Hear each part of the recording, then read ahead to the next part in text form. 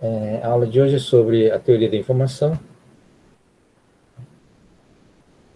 e a,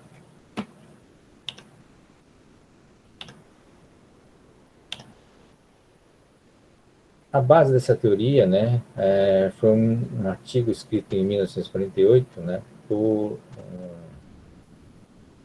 eu não sei qual a profissão dele, mas ele trabalhava, o Shannon, ele trabalhava para a TIT, os laboratórios de Bell, tá?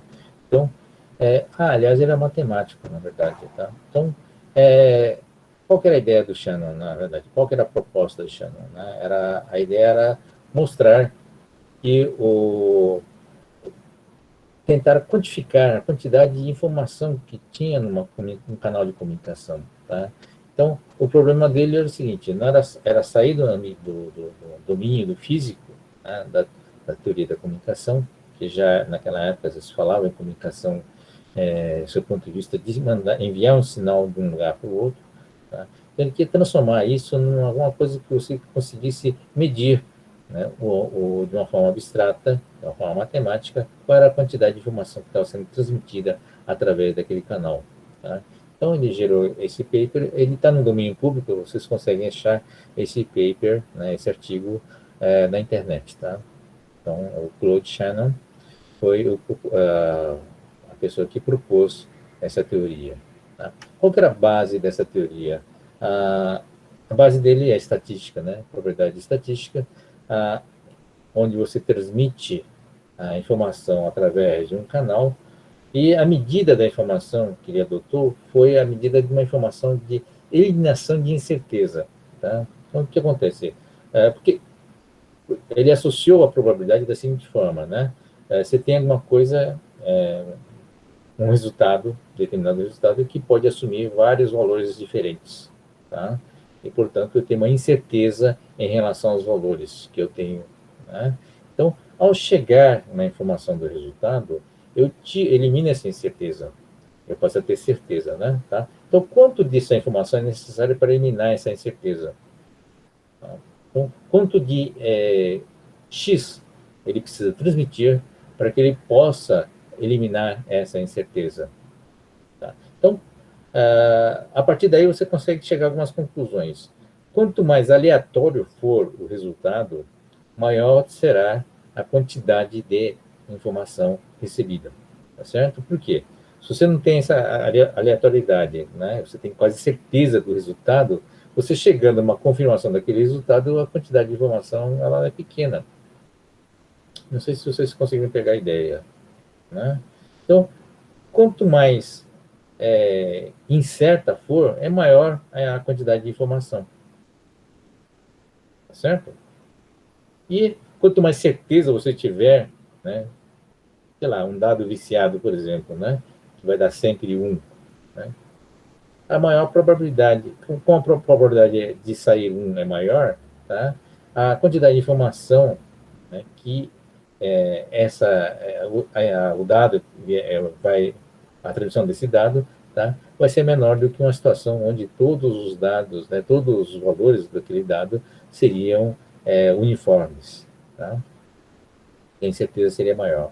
E, ao mesmo tempo, uma coisa é mandar dados sobre o valor de moeda, né, caro por ouro. São duas possibilidades. Um dado tem 6 possibilidades. Qualquer texto, por exemplo, tem mais possibilidades, tem mais combinações. Então, ele propôs uma ideia onde quanto mais opções você tiver, maior será a quantidade de informação. Tá? Então, baseados nessas premissas, né, ele criou essa teoria, ele definiu essa medida da informação como sendo uma entropia. Tá? O que é entropia? Entropia vem da termodinâmica.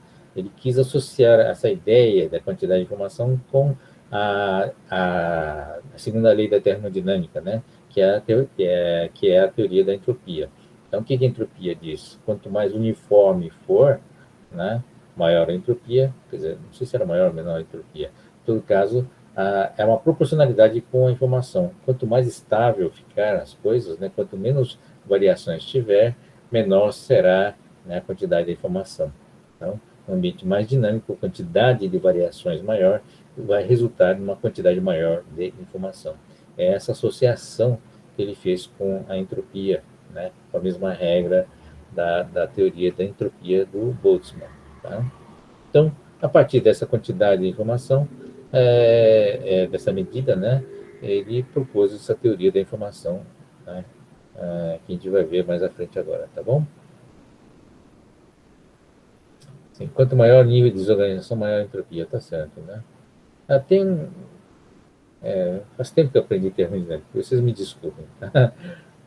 Eu sei que era uma coisa ou outra. Então, eu sei que uma das leis da termodinâmica é uma coisa interessante, né? Que a entropia avança, né, de uma forma irreversível. Né? Não há uma possibilidade de reversão da entropia. Tá? Essa é uma outra questão discutida, né? Que o universo vai se uniformizando do seu ponto de vista de temperatura, tá? E aí, nessa uniformização, você vai reduzindo, né, a dinâmica do próprio universo. Tá? E isso seria irreversível. Tá? Bom, tem implicações filosóficas também. Tá? Vamos discutir a entropia. É a segunda lei da termodinâmica. Tá? Sistemas térmicos tendem a equilíbrio à uniformidade, ou seja, crescimento da entropia. Não sei se é crescimento ou redução da entropia. Bom, isso é indiferente, porque no fundo não tem sinal, né? Tá?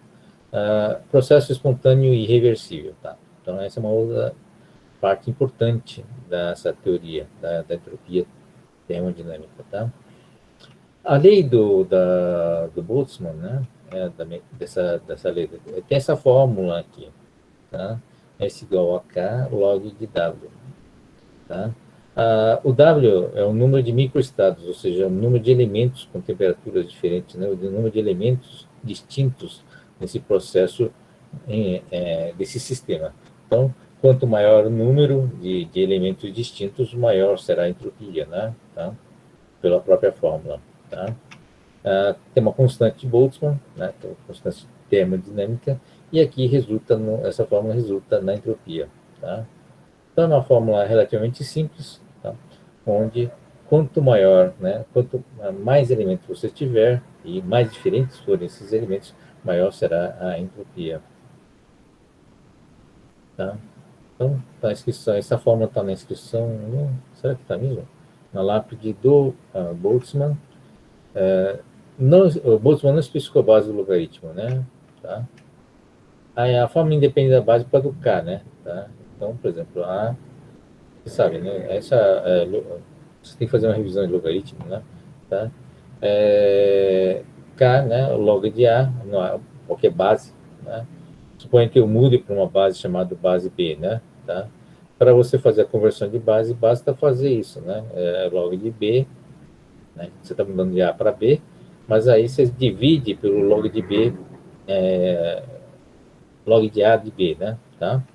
E aí fica, isso aqui é uma constante, né? Se isola para cá e vira uma constante, virou uma nova constante K', que é o K, né? Sobre log de B, sobre log de A na base B. Tá? E aí você tem o K', que é para essa base B.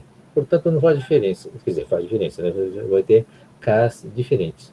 Mas como ele não definiu o K, né? Portanto, não precisava definir o B. O B ou A, né? Ou a base, vai depender do K. Bom? Aliás, está aqui, achei. Né? Na lápide está aqui em cima. De fato, né? S igual a K vezes o log de W. Tá bom. Cara bravo, hein? Bom, cálculo da entropia, né? Exemplo da sinuca. Ponhamos um tabuleiro de sinuca com 4 bolas de cores diferentes. Tá. O tabuleiro está dividido em duas partes, a parte direita e a parte esquerda. Existem 16 possíveis formas de colocar as bolas. Podemos também pensar que esse sistema possui 16 microestados possíveis. Tá? Bom, tudo bem. Então, tendo 16 elementos distintos, você tem, se quisermos calcular a entropia de todo o conjunto de possíveis combinações, tá? São 16 combinações diferentes, porque temos 16 bolas, né? Usando a fórmula do Boltzmann, né? Se usarmos K igual a 1 em logaritmo de 2, na base binária, usando essa mesma fórmula, né, da entropia, nós temos essa ponta, né? Tá? Isso aqui não precisa nem fazer isso aqui, né? É que a calculadora de vocês provavelmente você trabalha com a base 10 ou a base E, né? Que é o log ln, né? Tá? Mas para calcular o log na base 2, isso aqui é meio fácil, né? 16 é 2 elevado à quarta, não é isso? 2 elevado à quarta. Então, log de 2 elevado à quarta é 4, tá? Independente dessa conta, a gente chega a essa conclusão. Agora, por que, que o Shannon adotou isso, né? Tá? Conceito de algoritmo, né? Tá. Isso aqui é a log na base de 2, né? Usando a calculadora, como é que calcula o log de 2? Fazendo essa conta aqui. Tá? É só pegar e esse valor dá 3,32. Quer dizer, o inverso, né? 1 sobre log de 2 na base 10 dá 3,322. Então é só multiplicar pelo log de 10 do W, para você ter o valor. Tá? O sinal menos também, né? Tá?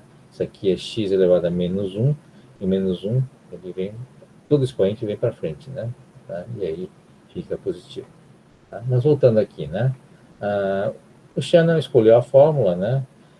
Provavelmente ele usou o log, gostou do logaritmo, porque na verdade o logaritmo ele reduz a faixa dinâmica, né? Você usa uma modificação, por exemplo, ele tem um fator multiplicativo, mas se você tira o logaritmo, você tem uma redução muito grande, né, de vários valores, né, ordens de grandeza com valores menores. Outra coisa, por que, que ele escolheu o log de 2, né, ou seja, base binária? É porque ele quis com que a unidade, a quantidade de informação da entropia tivesse base 2. Tá? Base 2 não é porque o computador é binário, é base 2 porque o bit é a unidade elementar da informação. Tá? Ele quis reduzir para o mínimo elemento comum, quer dizer, a menor base possível, tá? Dentro da matemática. Esse foi o objetivo de ter escolhido o log de 2, quer dizer, na base binária. Tá? E o k igual a 1 porque ele é uma abstração, né? Não existe uma equivalência física. Tá bom? Então, essa é a relação entre a entropia do Boltzmann e a entropia de Shannon. Tá? No caso, é termodinâmica físico, né? E a outra, a proposta de Shannon, a teoria de Shannon, foi a de quantificar a quantidade da informação. Então, trabalhava no Otto Bebel. Ele viveu até 2001, né? Foi contemporâneo da gente aqui. Quanta informação pode se passar por uma linha telefônica? Tá? Inventou o termo bit. Na verdade, ele não quis usar o bit, né? Porque bit é uma unidade aritmética, tá? E definiu, né, a quantidade de informação como sendo o bit. Só que não pegou, né? Acabou, ficou sendo bit mesmo. Toda informação pode ser representada por uma cadeia de bit. Bom, a probabilidade, tem que revisar a probabilidade, tá? Vocês devem ter tido isso no ensino médio, tá bom? Uma revisão rápida. Seja aí, né, um índice dentro de uma partição. O que é uma partição? É um conjunto de partes, né, dentro do conjunto, né, que a gente quer saber. Tá? Para qualquer evento em particular, aí, né, A igual a 1, probabilidade de A igual a 1 se o resultado correspondente é selecionado. Tá? Então, você tem várias partições. Dentro dessas partições, se aquela partição foi escolhida, tá? E você tem a certeza que aquilo lá foi escolhido, portanto, aquilo é uma informação correta. Então, a probabilidade da ocorrência dele é 1. Tá? E o dos outros é 0. Tá? Porque a gente não pode esquecer que dentro da quantidade toda da partição, você tem o universo dessas partições, tá? A somatória total da probabilidade tem que ser 1. Tá? Então, se a ocorrência for uma, né, e ela... nesse caso, a gente tem que levar em conta que essas partições elas são mutuamente exclusivas. Né? Se acontecer um, não vai acontecer os outros. Tá? Então, aí, 1 para exatamente um evento e 0 para os demais eventos. Tá bom? Isso é bem básico. Né? Mesma função se aplica a eventos quaisquer. Se o símbolo ainda não foi selecionado, o resultado não é conhecido. Tá? Então, para cada P de A, pode ter valor entre 0 e 1. valores maiores, maior crença de que esse evento vai ocorrer. Tá? Então, tem uma maior probabilidade que aquele evento vai ocorrer. E valores menores, menor crença de que o evento vai ocorrer. Tá? Se o evento é impossível, a probabilidade de ocorrência é zero. Tá? Quando o resultado é conhecido ou aprendido, né, cada PA pode ser ajustado para 0 ou 1. Tá bom? Mas, importante, né? A soma total é sempre 1. Né? Vou dizer a teoria da probabilidade, na forma de atribuir valores, né? Valores igual a probabilidades, conjunto de probabilidades que se aplicam à partição à distribuição da probabilidade. Tá bom? Ou seja, você tem os valores diferentes para cada um dos elementos, ou cada uma das partições, cada um deles tem um valor, e esse valor a gente chama de distribuição de probabilidade. Tá? Então, para qualquer evento, o PA, né, a probabilidade desse evento A, vai ser um valor entre 0 e 1. Tá? Se o evento ocorre somente em função de outros eventos mutuamente exclusivos, tá? Forma uma partição. Tá? Então, a somatória. Ah, bom, tá certo. Esse aqui é um outra que se chama, né? Então, se o evento ocorre em função dos demais, então esse evento é a somatória dos eventos que chegaram a ele, tá? Bom, em todo caso, em qualquer partição, a somatória de todas as probabilidades é igual a 1, já que o evento universal, a probabilidade é igual a 1. Bom, então, como é que a gente aplica isso na informação? Tá? Então, você tem uma situação onde a ideia é medir o grau de imprevisibilidade ou incerteza. Né? Lembra da conversa inicial que nós tivemos? Então, se a gente está usando bit para a quantidade de informação, é para tomar uma decisão perante duas opções igualmente prováveis. Tá?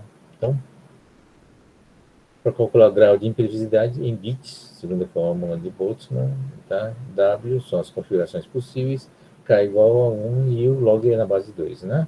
Então, a informação é medida em bits usando essa fórmula, tá? O log na base 2, o 1 some, né? Tá? Então, o N passa a ser as possibilidades, né? As partições possíveis. Tá? Os elementos possíveis dentro da partição, desculpa. Tá? Então, esse fato aqui, sobre o professor falar bom dia sempre, né? Então, não existe incerteza, né? Tá? Então, a quantidade de informação é sempre zero. Não existe uma probabilidade associada a ela, porque é sempre 100%. Tá? Bom, pode ser boa noite também. No caso de uma moeda, né? Tem cara ou coroa, tá? Se esses dois eventos, cara e coroa, forem equiprováveis, né? Então, você tem duas possibilidades. Portanto, log de 2 na base 2 é 1. Tá? Então, é um bit de informação. No caso de um dado, eu tenho 6 possibilidades. Então, 6 possibilidades, log de 6 na base 2 dá 2,58 bits. Tá? A gente não pode esquecer, acabou pegando bit como sendo a unidade para a quantidade de informação, uma questão histórica. Tá? Portanto, o Bigit não pegou, né? Mas a gente não pode esquecer que o bit aqui, né, é uma unidade de medida e não o bit em si, tá? Por que isso? Porque não existe, né, meio bit, tá? Não existe 0,58 bits, né, matematicamente falando, tá?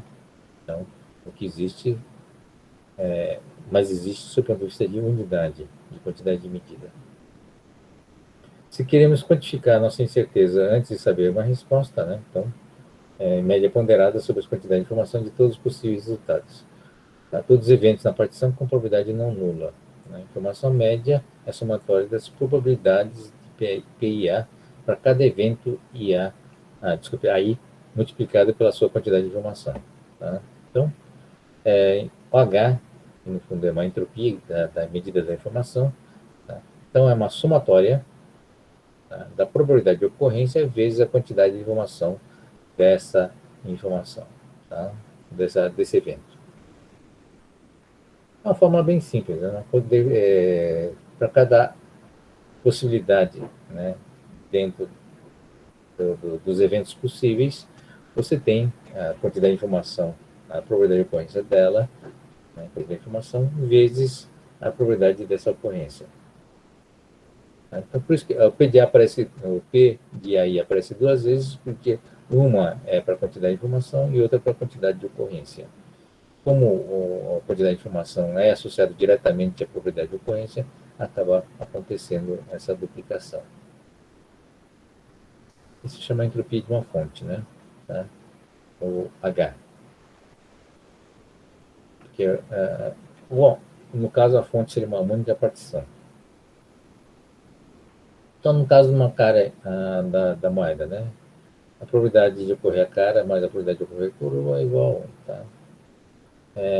Então, a quantidade de informação nesse processo envolvendo antes de conhecer o resultado seria isso aqui, né? A probabilidade de ocorrência da cara vezes quantidade de informação, né? P de probabilidade de cara na base 2, log na base 2, menos, né? É tudo menos, né? Tá? O menos é por causa do sinal, tá? É o inverso, tá? Cadê? A consequência da fórmula do Boltzmann. Tá? Uma somatória, cadê? Tá. Aqui. Na verdade, o correto é 1 sobre, né? A somatória. 1 sobre PI, a probabilidade, tá? É por isso que o sinal menos só aparece aqui. Mas eu estou somando todos os menos, né? A gente vai ver depois qual a consequência disso. Então, se eu substituir aqui é a probabilidade de coroa, né? Tá? E substituo nessa fórmula aqui, que coroa, a probabilidade de ocorrência da coroa é 1 menos a probabilidade de ocorrência da cara, né? Tá? Então, substituir aqui, tá? E aí você tem essa fórmula geral. Quando ambas as opções têm a mesma probabilidade, ou seja, a probabilidade de cara é metade, e a probabilidade de coroa é metade, meia, meia.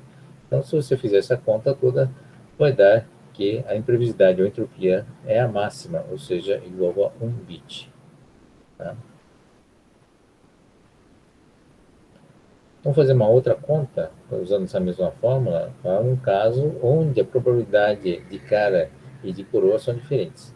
Tá? Um é meio e outro é 4. Portanto, é 4, né? 0,6 e 0,4. Tá? A soma é 1. Bom, fazendo essa conta aqui, a gente viu que a entropia reduziu para 0,97. Tá bom? Ou seja, menos que 1. Por que a quantidade, né, caiu? Uma quantidade que, se fosse igual, né, seria 1. Esse máximo vem daqui, né? Voltando aqui, tá? Aqui, ó. Tá? Duas condições prováveis, a quantidade é máxima, que é igual a 1 bit, tá?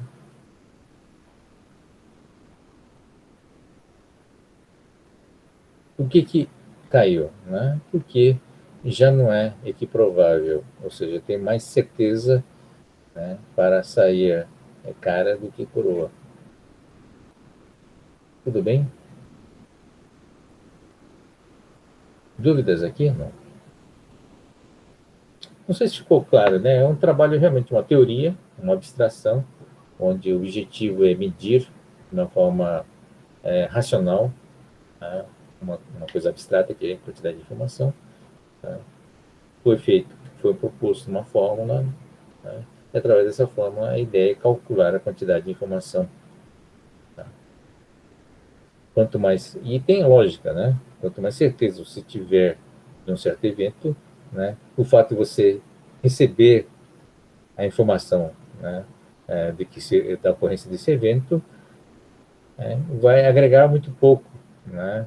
A probabilidade de agregar muito pouco, portanto, ele vai gerar pouca informação. Ok?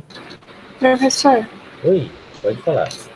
a fórmula com a entropia é já de quantidade de informação, certo? A primeira fórmula que o senhor passou.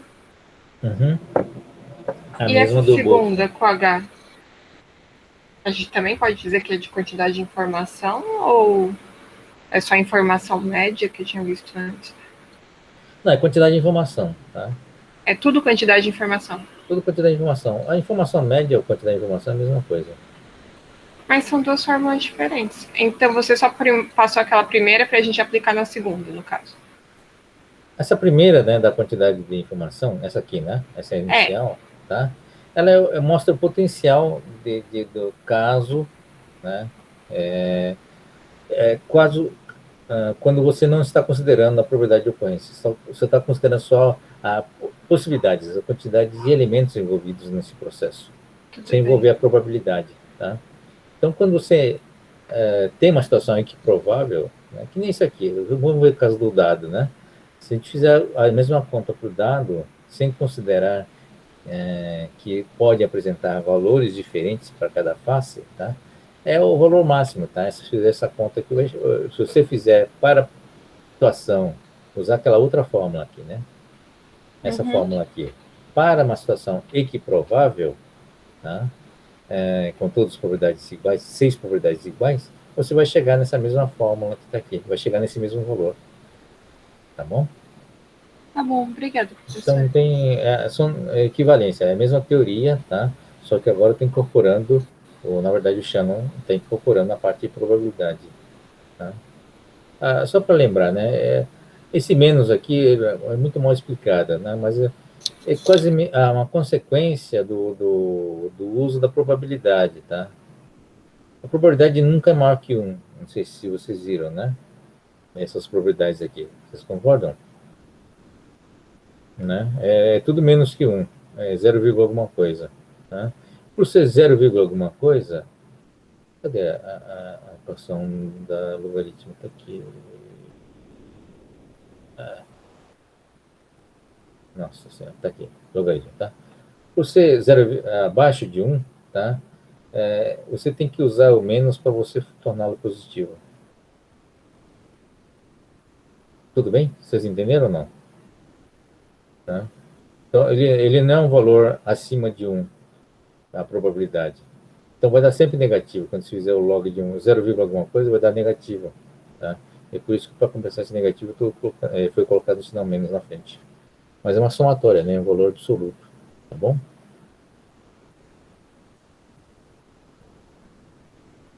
Então, essa é a ideia da quantidade de informação. Tá? Então, a mesma fórmula, só que dessa vez foi incorporada a probabilidade, a diferentes probabilidades para cada uma dessas opções, né? Cada um das AI, tá? E esse sinal menos aqui para compensar o fato de ser esse logaritmo aqui vai dar sempre negativo, tá? Então, nem menos com menos vai dar mais. Até que essa conta aqui, na verdade, se você fizer na calculadora, vai dar um valor positivo. Tá? Então, o que acontece, né, em termos de gráfico? É uma parábola, no fim das contas, né? Mas é um gráfico desse tipo aqui, onde você tem a probabilidade de ocorrência que está aqui, de cara ou coroa, tá? Então, a probabilidade de ocorrência, por exemplo, se a cara dá 0,6, a coroa é 0,4, tá? Porque a soma tem que ser igual a 1. Tá? Então, essa aqui é a probabilidade de cara, por exemplo, tá? Tá? Ela é máxima, quer dizer, a entropia é máxima igual a 1, H igual a 1, quando, né, a moeda, né, não é viciada e a probabilidade da cara é meio. Tá? Então, à medida que vai chegando perto de 1, ou seja, você tem certeza que vai dar cara ou certeza que não vai dar cara, a probabilidade é zero, tá? Você tem zero de informação, tem zero de H, tá bom? Então, a informação que a gente chama, a quantidade de informação, na verdade, a palavra certa é quantidade de informação. A quantidade de informação é o H, né? E o Shannon chama isso de entropia, tá? Entropia da informação. Tá? Tudo bem?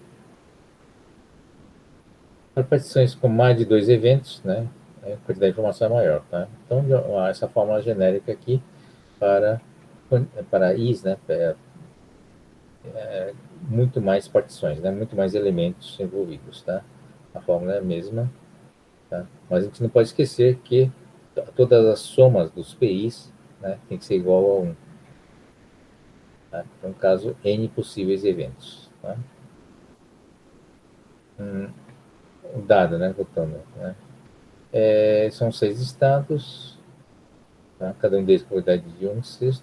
A fórmula é isso aqui, você tem 6 termos, né? P de 1, né? P de 2, P de 3, P de 4, P de valor de 5, P para 6. Tá? Então você tem, bom, é 1/6 cada um, né? Você faz essa conta, não vou desenvolver, né? Mas sobra isso aqui, né? É menos 1/6, tá certo? Então, esse menos 1/6 é igual a log de 2 de 6, que é igual a 2,58 bits. Tá bom? Só para lembrar.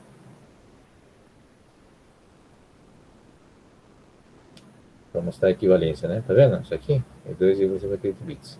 No caso, se todas as probabilidades de cada face forem iguais, tá bom? Agora, se for diferente, é só mudar nessa fórmula, né? É só chegar aqui e colocar os valores diferentes aqui. Em vez de 1/6, vai ser algum outro valor que está aqui. Mas toda a soma de todos eles, de todas as probabilidades, né? Tem que ser igual a 1. Aqui é 1/6 vezes 6, igual a 1, né? Tá bom? E aí vai dar um valor diferente. Isso aqui é o valor máximo, né? Vai dar um valor diferente. É máximo porque é a máxima equiprobabilidade, tá certo? Aqui no caso da moeda, né? O máximo é no meio, você tem 50% para cada uma das possibilidades. Bom, dúvida, gente? Tranquilo, né? Resumindo, né? É isso aqui, tá? Função entropia, h de x, onde x é uma variável discreta, aleatória e desconhecida. Para o x binário, vale o gráfico aqui, né? Binário no sentido de dois valores diferentes. Tá? Se o x for determinístico, ou seja, a probabilidade de ocorrência absoluta ou nula, então não há informação em entropia igual a zero. Tá bom? Alguma dúvida? É bem tranquilo, né? Tá? Então, a proposta inicial do Shannon era chamar isso de incerteza, né? Tá? Mas aí, esse é o texto, né? Mas aí o amigo dele, que era o von Neumann, não sei se vocês conhecem, é outro gênio na área da matemática. Matemática mesmo, né? Tem vários artigos na área da matemática, mas o nome dele é bem conhecido na computação, pelo um nome associado a uma arquitetura específica, chamada arquitetura von Neumann. Tá? Essa arquitetura von Neumann é usada até hoje, né, nos processadores. É a base da estrutura de um computador moderno, né? Tá? Quer dizer, contribuiu, ele contribuiu no projeto do primeiro computador à vol lá dos Estados Unidos, né, o ENIAC. Tá? Então, já daquela época que ele vem contribuindo, mas ele contribuiu como consultor, né, e tentou formular uma abstração em cima do computador que foi criado, que é o ENIAC. E gerou esse artigo que ficou conhecido como uma proposta de uma arquitetura von Neumann. Tá? Então, até hoje, a gente chama, né, para processadores mono, único core, né, único núcleo, ele possui uma arquitetura von Neumann. Tá? Ele perguntou, né, quer dizer, a proposta do próprio von Neumann é chamar essa quantidade de informação de entropia, né, por dois motivos. Primeiro, essa função que inicialmente o Shannon chamou de incerteza, né, foi usado também na área mecânica, né, na termodinâmica, com esse nome de entropia. Tá? Portanto, já existe um nome. Né? E depois, né, e mais importante, ninguém sabe exatamente o que significa entropia. Isso é a verdade. Né? Tá? Inclusive, um fator filosófico por trás disso. Tá? Então, isso no debate você era sempre uma vantagem, porque realmente ninguém sabe. Né? Não sei se foi nessa turma que alguém perguntou sobre o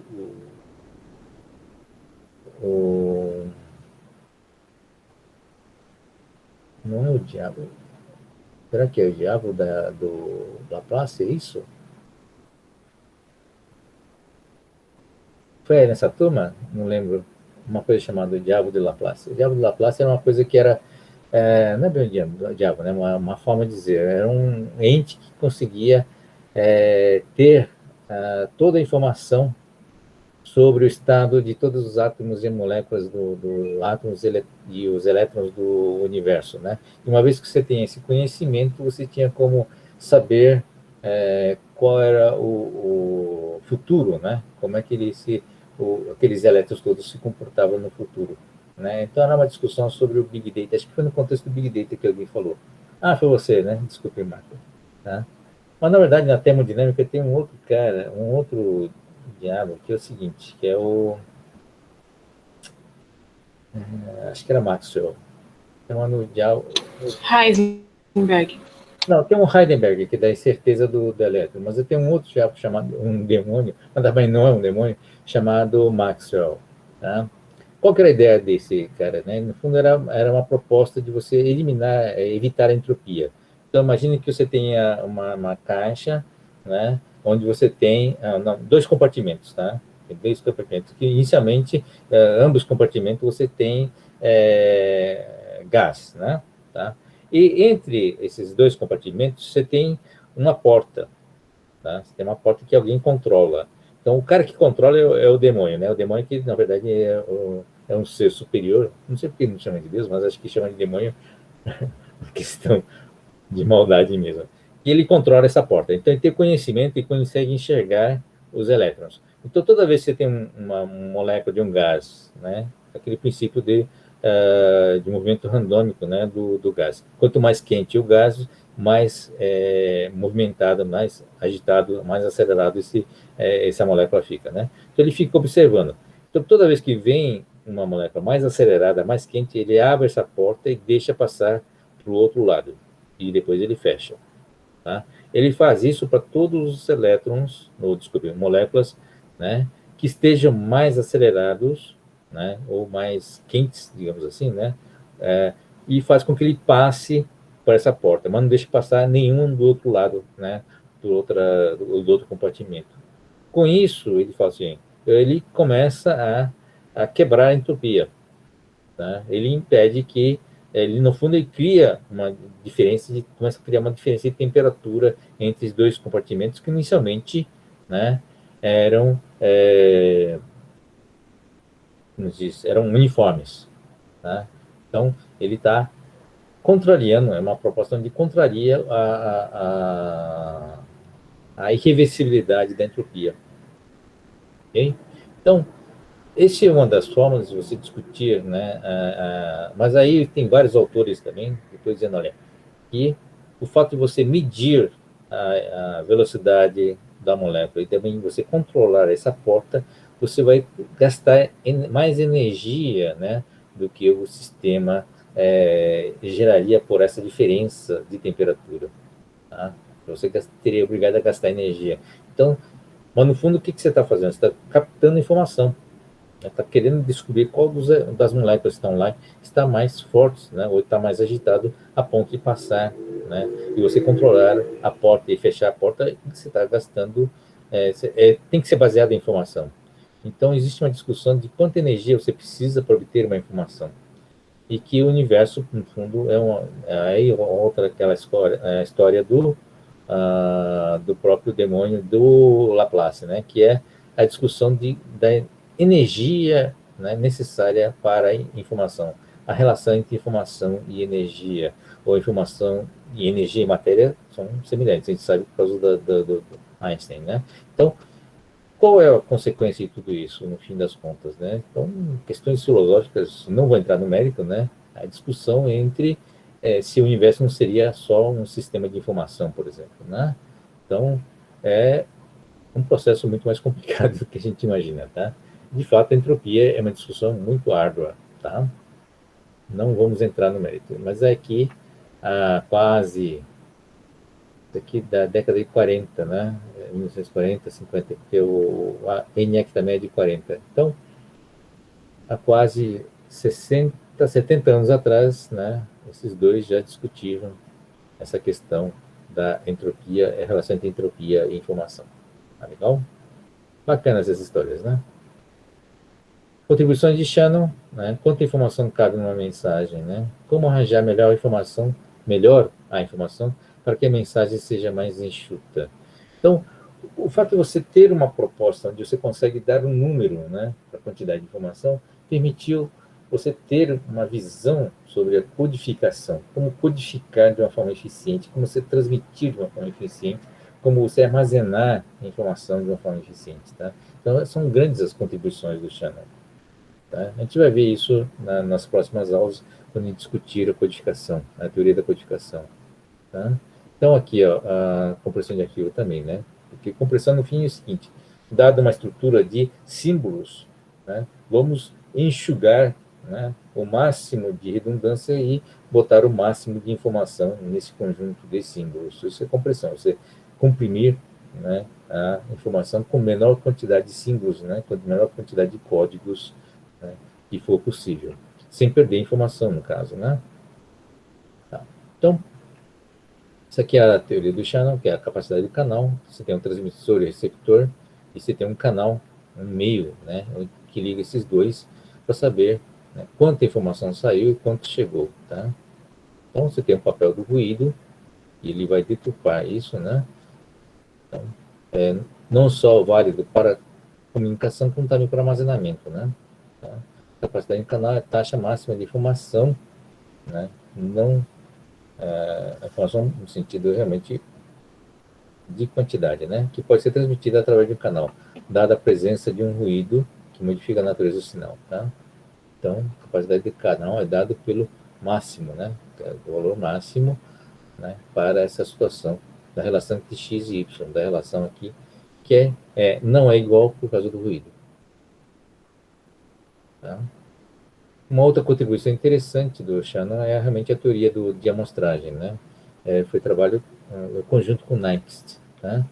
Então, é possível fazer a amostragem do sinal analógico em N número de vezes, né, qualquer, dessa discussão, né?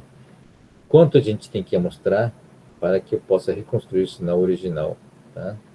Então, essa é uma questão muito empírica, tem uma teoria por trás, mas não dá para discutir ainda, né, e nem é o nosso objetivo fazer isso. O pessoal que seguir na área de comunicação vai ter a sua oportunidade, tá? Aqui, para que seja possível a reconstrução do sinal, tá? Qual seria a taxa de transmissão, taxa de amostragem ideal, né? Então, isso foi um trabalho, a base foi a teoria do Shannon, tá? Mas foi um trabalho prático, né, do Nyquist.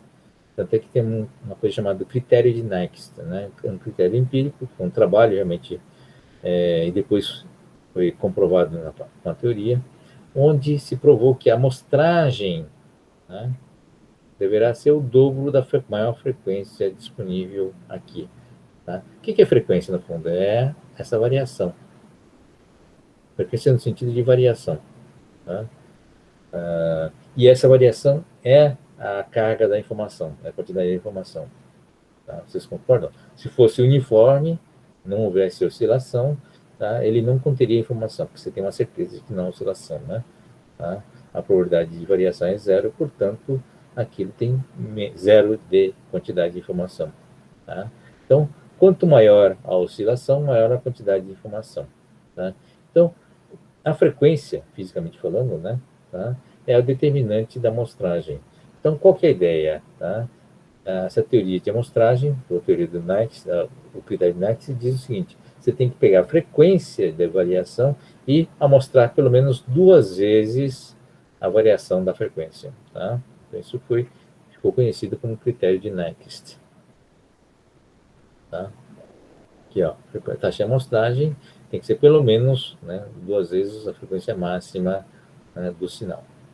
Tá? Onde que foi usado isso? Tá?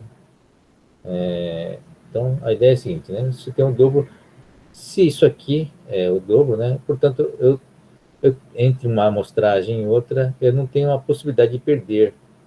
Né? Então, isso aqui é a frequência máxima do sinal.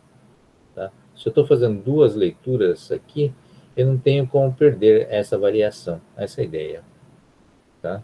Mas se aqui oscilar mais, por exemplo, né, tiver uma oscilação entre essa leitura, né, a primeira leitura e a segunda leitura.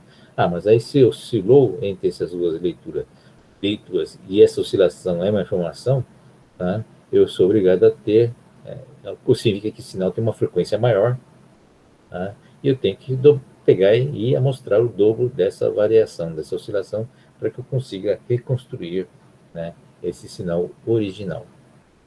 Ok? Essa é a ideia do critério de Nystrom. Então, a aplicação direta de teoria da amostragem, né, é, por exemplo, a taxa de amostragem usada no CD de áudio. Tá? CD de áudio, bom, vocês já não são da época do CD, já não era nem do vinil, muito menos do CD, né? São da época do MP3. Tá? Então, a taxa de amostragem do CD de áudio, né, o CD ele é bem bruto, tá? Ele pega o sinal áudio que está aqui e faz realmente uma amostragem e quantização. A amostragem é isso aqui, essa taxa de 44,1 kHz por canal, tá? Então, são dois desses, por ser estéreo, né? Tá? Por que é 44,1, né? 44,1 porque o dobro, né? É mais que o dobro da máxima frequência que nós conseguimos ouvir. A audição humana, o ouvido humano, consegue ouvir até 20 kHz, tá? Bom, se bem que 20 kHz é o limite de algumas pessoas. A grande maioria consegue ouvir 16, 17 kHz, tá? E aí, como o objetivo do CD é gravar música, né, com todo o espectro da audição humana, você faz uma amostragem de 44 kHz, ou seja, um pouquinho mais que o dobro, né, da frequência. Tá bom? Tá. O dobro é por causa disso, né? Para você pegar a variação, então, o dobro da frequência máxima. Se houve uma variação entre duas amostras, significa que, na verdade, a frequência máxima não é mais essa aqui, passa a ser a frequência dessa variação que está aqui. Ok? Então, isso aqui é um período, né? Meio período, então isso dá uma frequência, tá? Uma variação entre esses dois significa que você tem um dobro, né, da variação que está aqui, ou seja, a frequência é maior. Se a frequência é maior, eu sou obrigado a dobrar também, né, a minha amostragem. Então, ele consegue capturar. Aí, se você coloca uma amostra entre os dois, né, ele consegue capturar a variação que houve entre esse ponto e esse. Tá? Ou seja, se o sinal dobra, a amostragem também teria que dobrar. Com isso, ele sempre pega, né, essa variação. Bom, então, taxa de amostragem CD de áudio é 44,1 kHz. A gente sabe também, né, que o CD ele faz uma quantização, uma escala logarítmica, né, não é linear, tá? E ele utiliza 16 bits, é um bit, tá, para o sinal e 15 bits, né, para a intensidade logarítmica. Tá? Então, no fundo, cada amostra dá 2 bytes. Tá? Então, aqui dá para saber, né, quantos bytes tem, por exemplo, 1 segundo de som. 1 segundo de som codificado em CD, né, codificado em áudio. 44 mil kHz, 44,0,1, então, portanto, 44.100, né, amostragens. Você tem que multiplicar por 2, né, são 2 bytes. Você tem 88, né, 1.200 bytes por segundo por canal, né? São 2 canais, você tem que multiplicar por 2 novamente. Aí você tem a quantidade de bytes, né, por segundo de música dentro do CD. Aí você põe o tempo de gravação do CD, que normalmente acho que é 2 horas, aí você tem a quantidade de bytes que o CD consegue armazenar. Tá bom? Bacana, né? É uma coisa bem matemática mesmo. Taxa de amostragem da voz humana, né? É 8 kHz. Tá? Nossa audição vai ter 20, né? Mas a nossa voz aqui, né, vai até 4 kHz. Ok? 4 kHz, né? Mesmo com cantoras, né, de tons mais altos, tá? Vai até 4 kHz no máximo. Tá? Então, para que serve isso? Serve para telefonia. Né? Os telefones digitais, eles pegam e amostram o canal de voz, o som, né? Não precisa ter estéreo, né? É só a voz, Então, no telefone ou no celular, né, ele amostra a 8 kHz, que é o dobro, né, de 4, certo? Então, veja, a amostragem é diferente aqui da música, né? Então, antigamente o pessoal tinha aquelas cenas onde o pessoal tocava uma banda no telefone para mandar, né, uma amostragem para alguma gravadora. Mas aí tem que lembrar que no sistema telefônico, né, convencional mesmo digital, só passa 8 kHz, não, desculpe, só passa 4 kHz, né, na parte analógica. Ou seja, qualquer instrumento musical que tenta passar perto de 20 kHz, não seria possível usar o canal de telefonia, né, para chegar do outro lado. Tá bom? Não seria, não seria feita a leitura, né, desse som. Ficou claro, gente? Tá? Se bem que com o celular, hoje, né, tem um potencial, o smartphone tem um potencial de ter uma qualidade de voz melhor, ou pelo menos uma qualidade de áudio melhor. Não precisaria ficar limitado. Com um canal de bits, hoje em 4G, até o 3G, né, tecnologia 3G celular, tinha canais separados para voz e para dados. Em 4G, eliminou-se o canal de voz, passou a ser tudo dados. Então, como é que você faz para transmitir uma ligação telefônica, né? Usa-se uma parte do canal de dados, tá? Então, com isso, não há um limite, né, tradicional dos canais de voz, tá? Então, você pode transmitir pelo sistema telefônico convencional uma faixa maior, né, de dados, que é tudo dado agora, né? Então, depende do aplicativo. O aplicativo pode fazer um trabalho melhor, fazer uma amostragem melhor e transmitir a voz ou som, na verdade já não é mais voz, né? Som com uma taxa de amostragem maior e entregar com uma qualidade maior para o outro lado. Bom, bom gente, alguma dúvida? Professor, Oi, diga.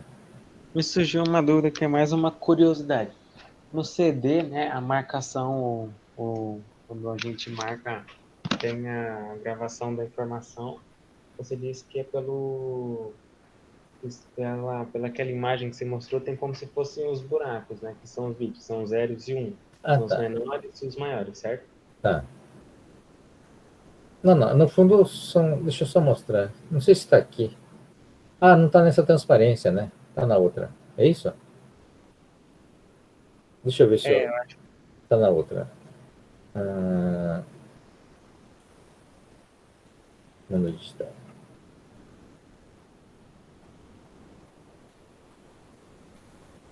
isso, essa Apareceu? daí. Isso aqui, né? Tá ok. Não, tem essa aqui, né? Os zeros e uns aqui. Tá? Normalmente o que está marcado preto é o que foi queimado, né? Normalmente é não sei se é zero, tanto faz na verdade. Tá? Então tem um trecho que tem um 0 ou um 1, né? E aqui é um outro oposto, né? O 0 ou 1. Então aqui provavelmente são 2 bits zeros e 2 bits uns, por exemplo, assim por diante. Qualquer Certo. dúvida? E quando a gente, por exemplo, faz uma limpeza desse disco, o que acontece com essa informação? Ela é apagada, mas como é que a gente Ah, não, não, reverte não, não é isso? apagado, não. Cadê? Ah, deixa eu ver se eu consigo fazer de novo. Só um instantinho, viu, gente? Vamos aproveitar como temos um tempo,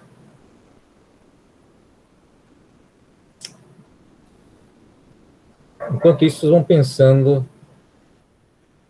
em outras perguntas, tá? Tem que aproveitar que né, estamos aqui e fazer as dúvidas mesmo. O objetivo nosso é matar curiosidades, tá? Então vamos lá. Ah, o CD, vamos fazer um desenho de corte do CD, tá? Professor, o senhor está apresentando aquele quadro de novo? Oi, não está aparecendo? Desculpa, é verdade. Não, não tá não. Tá inteira. Obrigado por avisar. A gente Imagina. fica meio. Ué, O que apareceu aí? Apareceu o quadro branco? Sim. Ah, tá bom. Obrigado. Eu tenho que apagar aqui.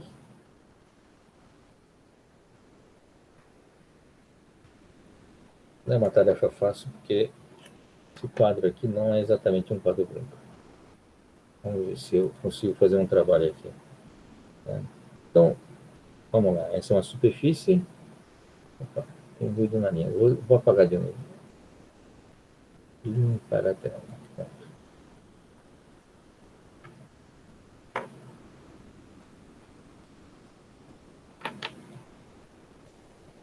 Você tem uma superfície que está aqui, tá? O CD, na verdade, são duas camadas. Na verdade, o CD começou assim, tá? Começou com um sanduíche, né? De duas placas de acrílico, né? E onde no meio, tá? Deixa eu mudar a cor. Essa placa do meio é que contém a informação, tá? Esse cara aqui do meio, aqui, esse pedaço que está aqui, tá? Então, esse cara aqui que continha informação de bits zeros e uns, do jeito que vocês viram lá, né, gravado. Então, o que acontece? A luz do laser, né, que faz a leitura, né, chega, bate aqui, né? Será que... errei. Como é que eu faço para mudar? Tá. Bate ali, né? No que bate, você tem um reflexo, tem um laser, né, de recepção e outro laser aqui para fazer a leitura, né? Na leitura, você tem a capacidade de você identificar, né, se aquele bit é 0 ou é 1, tá?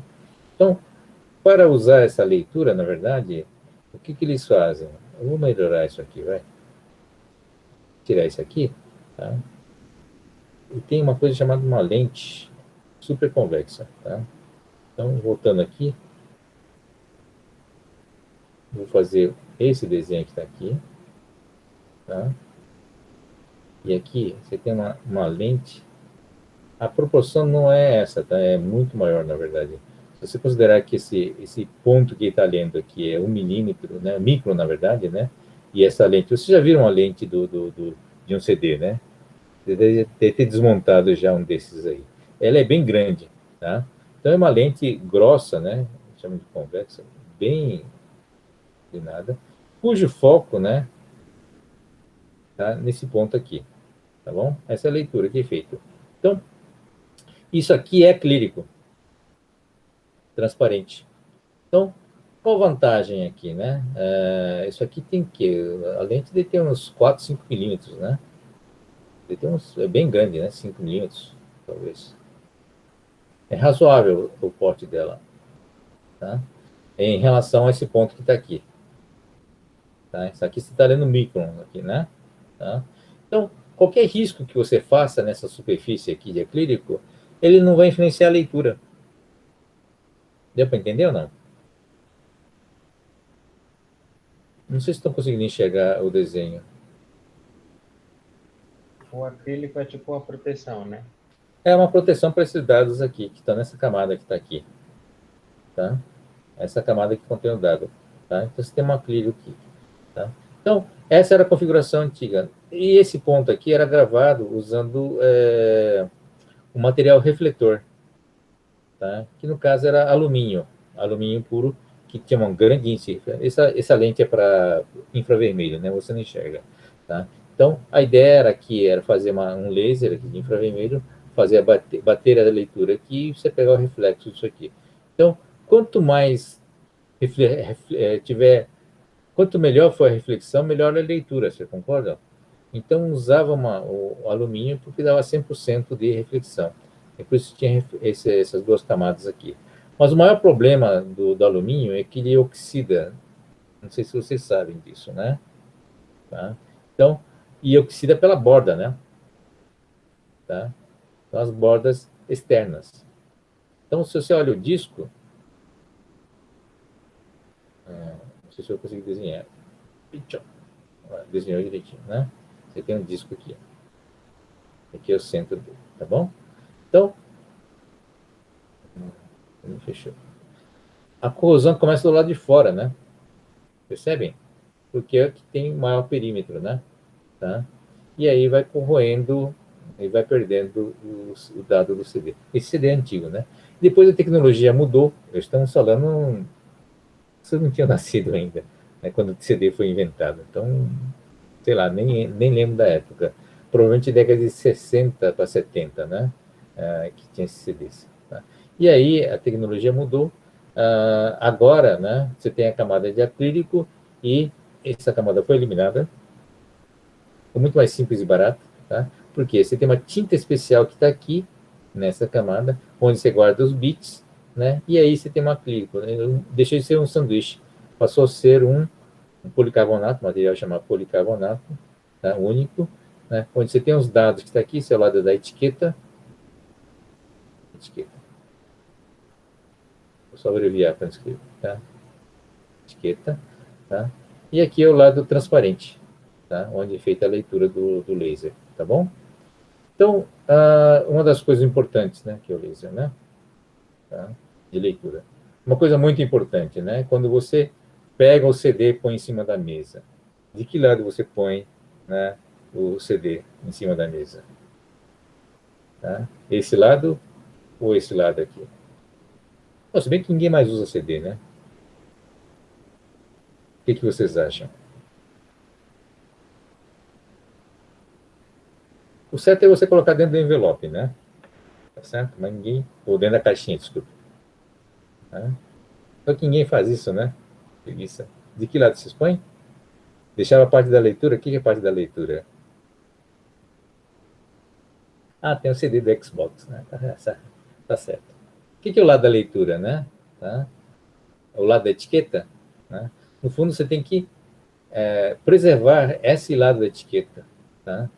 Esse lado aqui, que é a parte transparente, você pode encostar mesmo na mesa, né? A mesa sempre vai riscar, né? Você não tem uma coisa 100% limpa, tá? E aqui é acrílico, né? É fácil de riscar. Mas os riscos aqui, ele não interfere tanto na leitura, né? Imagine que você tenha um risco pequeno de 1 milímetro, por exemplo. Tudo bem? Tá? Aqui não tem efeito nenhum, né? Você tem uma lente, né, que passa por cima desse milímetro aqui, o foco está aqui, né? De 1 micro, né? Agora, quanto de dado você vai perder se você riscar 1 milímetro aqui? Um monte de bits, né? Vocês concordam? Afinal de contas, cada ponta aqui é 1 micro, né? Tá? Quantos microns tem dentro do milímetro? Você tem 1000, né? Você perde um monte de bit. Né? Aqui é o lado da etiqueta. Né? Então, o lado da etiqueta aqui, você não pode riscar esse lado aqui. É muito perigoso riscar esse lado da etiqueta. Tá? Então, quando você guarda o CD, ou quando você pousa o CD em uma superfície, você tem que deixar sempre o lado da etiqueta para cima. Você tem que proteger o lado da etiqueta. Tá bom? Deu para entender ou não? Não sei se era essa a dúvida que você tinha.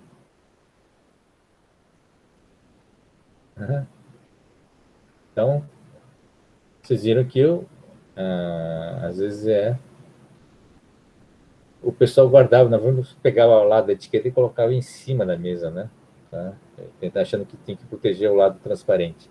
No fundo é o contrário, tá? Você tem que proteger a etiqueta. Isso, o lado da etiqueta é onde tem a imagem com o nome do CD. Tá? Tem a tinta que protege um pouco, tá? Então é uma superfície realmente mais protegida. Mas se você pegar uma ponta, né, de acho que vocês não têm mais isso, um compasso, né? Você sabe o que é um compasso? Né? Pegar a ponta de compasso e bater aqui, tá? Você vai perder um monte de bit. Tá? Então, por quê? Porque aqui é onde está a informação. Onde estão os dados. Professor, Oi, fala. os riscos não influencia porque o acrílico é transparente, só por causa disso? O risco não é por causa disso, não. Né? Mesmo que seja uma sujeira que está aqui, seja uma sujeira opaca, né? Uma sujeira de um risco, na verdade, que desvia a luz, né? Não influencia porque a lente, essa parte onde a lente está lendo, a lente tem uma lente de 5 milímetros, né? Essa parte onde ele bate aqui para fazer esse foco fechado aqui, ele é maior do que 1 milímetro, né? Então, mesmo um risco de 1 milímetro aqui, ele passa por fora ele consegue ler por fora do risco. Não sei se eu consigo explicar, né? Mas você tem toda uma área que está aqui, né? Que permite que você enxergue por trás desse risco que está aqui. Tipo, a projeção do bit seria maior do que esse risco de 1 milímetro. Sim. Não só para... porque você está lendo aqui, né? Você está lendo nos 5 milímetros. Um ponto que está aqui, que é micro, né? Tá bom? Certo. Obrigado. Professor, dá uma imagem de exemplo do que é etiqueta. Etiqueta é onde está a informação do CD. O CD tem dois lados, né? Tem um lado onde tem a informação do CD, não tem? Tem impresso, tem toda a parte impressa. Esse é o lado da etiqueta. O lado contrário é onde é o lado transparente, né? Onde está o acrílico, né? O policarbonato. Tá bom? A parte transparente. Será que eu tenho... É que eu não tenho essas coisas... talvez tenha aqui. Só um instantinho, viu, gente?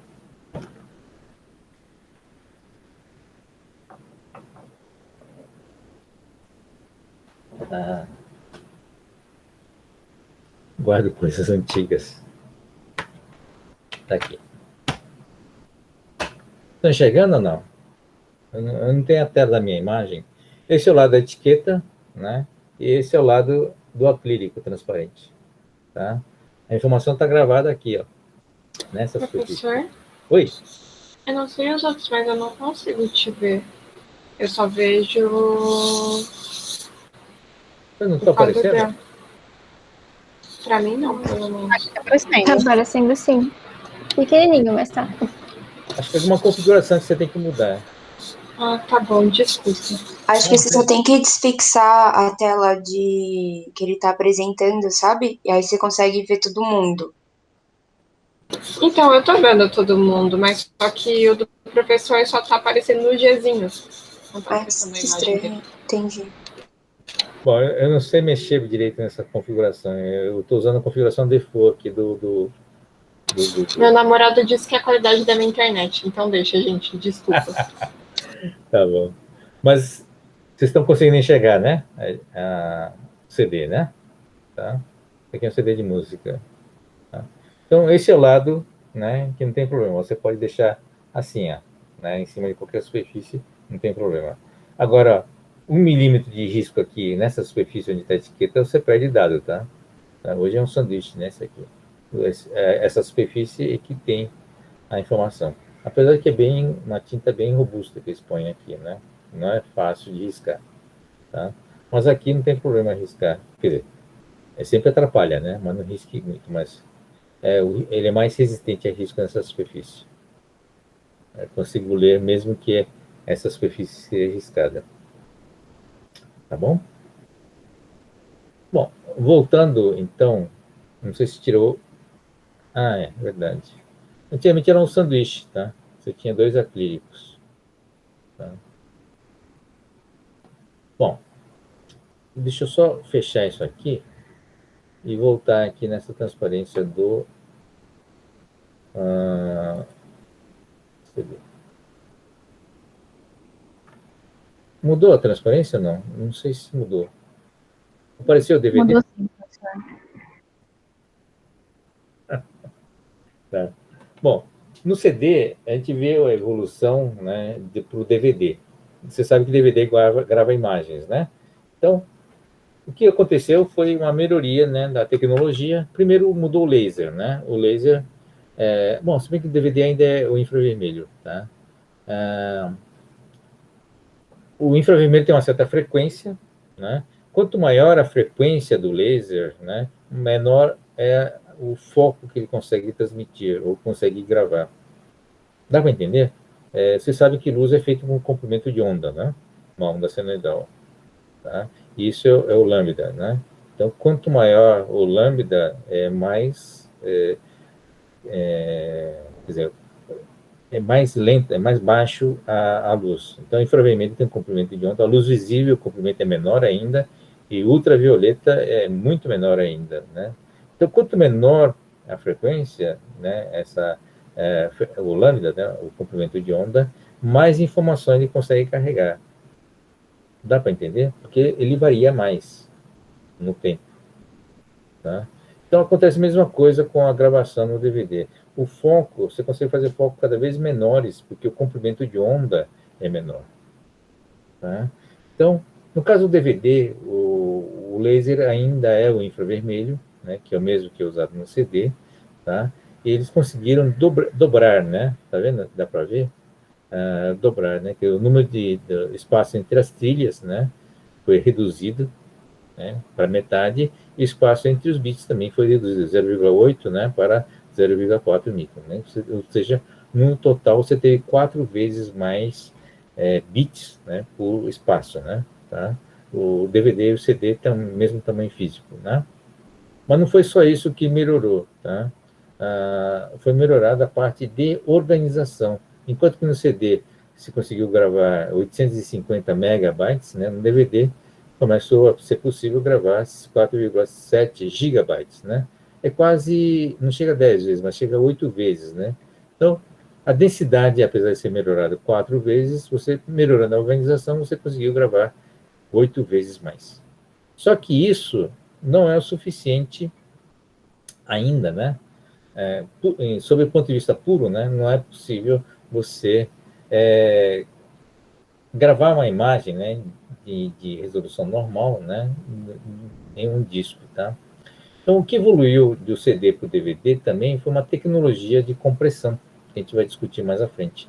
Tá? Foi possível fazer uma compressão, onde você, no CD não tinha compressão, e para poder fazer uma descompressão, você precisa de processador, precisa manipular os bits. Tá? Então, como o processador era caro na época do CD, então optou-se não fazer processamento. Então, o conversor do analógico digital é um conversor simples, né? Você pega os bits e converte direto para o analógico, usando uma tabela. Enquanto que no DVD, você já tem uma compressão chamada MPEG, que permitiu guardar mais informações da imagem usando menos bits. Ok? Aí, com isso, foi possível colocar um filme dentro do DVD. Tá? E aí virou um produto. Enquanto o DVD... Então, no fundo, o DVD é um conjunto de coisas, né? Não é só aumento da densidade de bits, foi também um aumento da capacidade de processamento, o barateamento do processamento, que permitiu fazer a compressão e conseguiu colocar um filme dentro do DVD, no mesmo disco físico do CD. Tá? E aí virou um produto. Tá? Enquanto o DVD, né, não conseguiu colocar 2 horas de filme dentro dele, ele não era produto. Tá bom? Isso é uma coisa importante, né? Você tem que sempre respeitar as características humanas, né? Por que o filme, não sei se vocês separaram, né? Por que um filme dura normalmente 2 horas? Alguém já pensou sobre isso?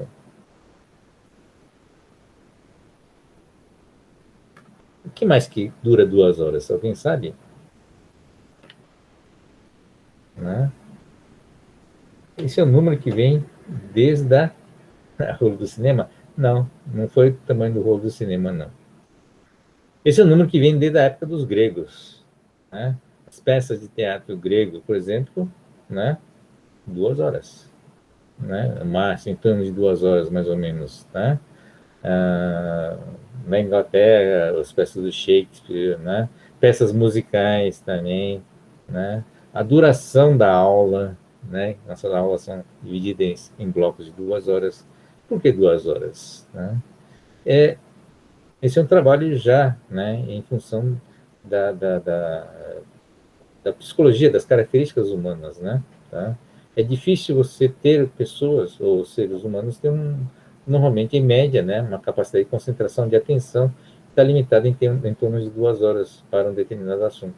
É o motivo pelo qual os filmes, né, peça de teatro, música, qualquer coisa, né, envolvendo a audiência, tem uma duração de 2 horas. Tá? Tudo bem? Vocês entenderam por quê? Tá? Então, como a maioria dos filmes tem 2 horas de duração, enquanto não podia gravar 2 horas, ele não era um produto, né? É uma conjugação de tecnologias que permitiu, né, essa gravação de 2 horas e finalmente o DVD passou a existir como produto. Tá? Tudo bem, gente? Então são informações gerais. Opa, eu tenho que... Deixa eu encerrar a aula e encerrar a gravação, porque teve uma vez que eu esqueci de interromper a gravação e perdi. Se você não interrompe, você perde a gravação.